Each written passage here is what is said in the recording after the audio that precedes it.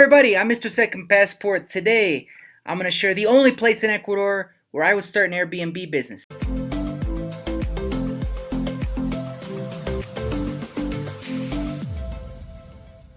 If you follow my channel at all, you may know that one of my main income streams, or how I support myself living abroad, is through Airbnb rentals. Some of which I own, and others I lease, and then with the permission of the owner, do sort of rental arbitrage and sublease them. Now on Airbnb to like short-term stay folk.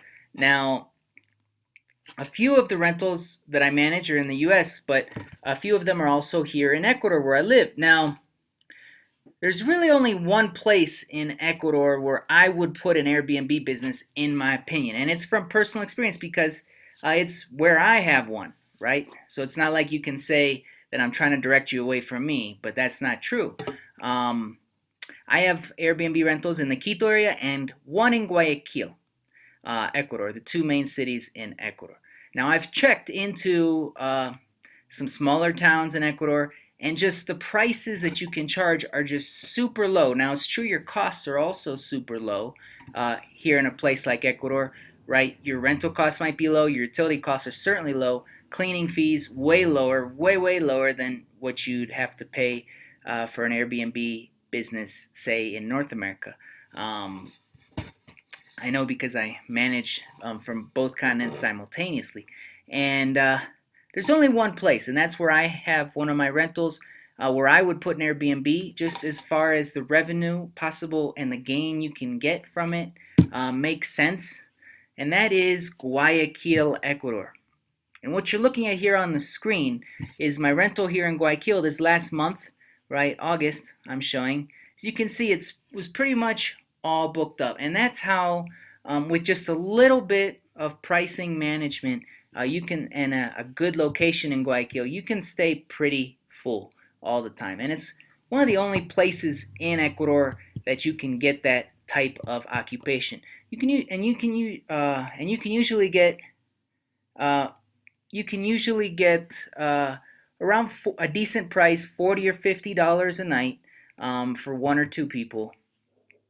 Your cleaning fees that you have to pay locals might be around $10 or $15 per stay. But again, you can charge that to the guest as well on top of the normal nightly rate.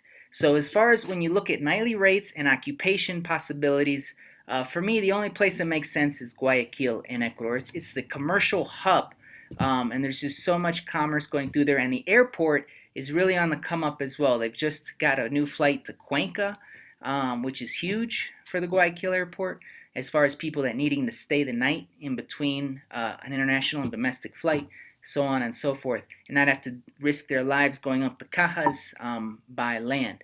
And so again, it's one of the only places I do have in Quito as well, but I don't recommend Quito that much because the prices and the competition is way high in Quito, just like it is for the most of the rest of Ecuador, and the prices you can command are really low. Really low, just like pretty much the rest of continental Ecuador. So in continental Ecuador, excluding Galapagos, this is pretty much my top place where I would put. And in Cuenca, for instance, Loja, they can't even compare to the prices you can get in Guayaquil and the occupation you can get as well. You're looking at about half from my own personal investigations in a place like Cuenca or Loja, or maybe Baños or Riobamba, other places in the highlands, or even other places on the coast too. Just not that good of an occupation, and really low rates that you can charge as well due to the competition. So there you go. I'm Mr. Second Passport. If you like this, please subscribe, hit the like button below. That's why Guayaquil is my fave. Take care.